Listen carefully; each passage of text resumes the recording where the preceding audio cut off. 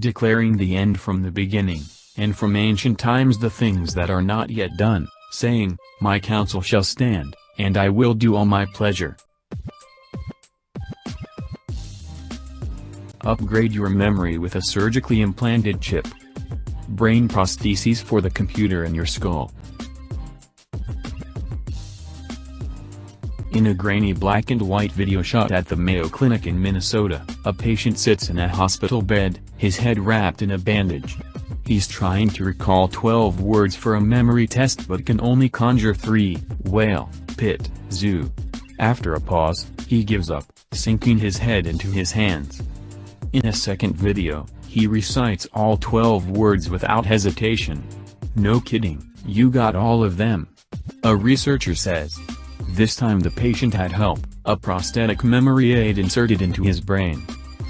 Over the past 5 years, the U.S. Defense Advanced Research Projects Agency, DARPA, has invested $77 million to develop devices intended to restore the memory generation capacity of people with traumatic brain injuries. Last year 2 groups conducting tests on humans published compelling results. The Mayo Clinic device was created by Michael Kahana, a professor of psychology at the University of Pennsylvania, and the medical technology company Medtronic plc. Connected to the left temporal cortex, it monitors the brain's electrical activity and forecasts whether a lasting memory will be created. Just like meteorologists predict the weather by putting sensors in the environment that measure humidity and wind speed and temperature, we put sensors in the brain and measure electrical signals, Kahana says. If brain activity is suboptimal, the device provides a small zap, undetectable to the patient, to strengthen the signal and increase the chance of memory formation. In 2 separate studies, researchers found the prototype consistently boosted memory 15% to 18%. The second group performing human testing, a team from Wake Forest Baptist Medical Center in Winston-Salem, North Carolina, aided by colleagues at the University of Southern California, has a more finely tuned method. In a study published last year, their patients showed memory retention improvement of as much as 37%. We're looking at questions like, where are my keys? Where did I park the car? Have I taken my pills? Says Robert Hampson, lead author of the 2018 study. To form memories, several neurons fire in a highly specific way, transmitting a kind of code. The code is different for unique memories, and unique individuals, Hampson says. By surveying a few dozen neurons in the hippocampus, the brain area responsible for memory formation, his team learned to identify patterns indicating correct and incorrect memory formation for each patient and to supply accurate codes when the brain faltered. In presenting patients with hundreds of pictures, the group could even recognize certain neural firing patterns as particular memories.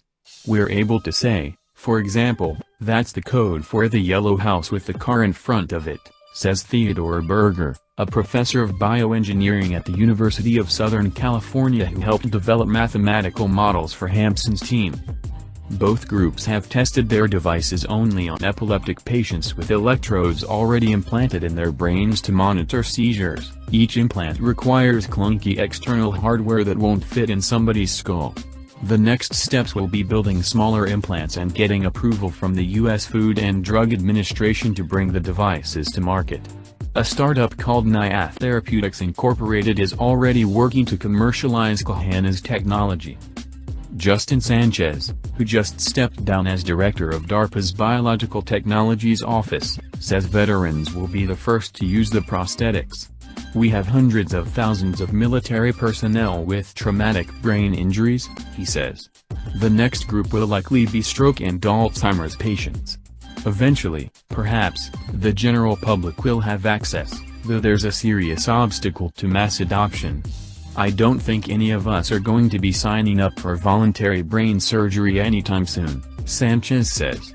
Only when these technologies become less invasive, or non-invasive, will they become widespread. And he causeth all, both small and great, rich and poor, free and bond, to receive a mark in their right hand, or in their foreheads, and that no man might buy or sell, save he that had a mark, or the name of the beast, or the number of his name. For Esau is the end of the world, and Jacob is the beginning of it that followeth.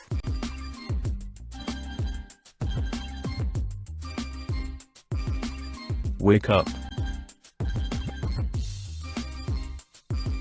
Shalom.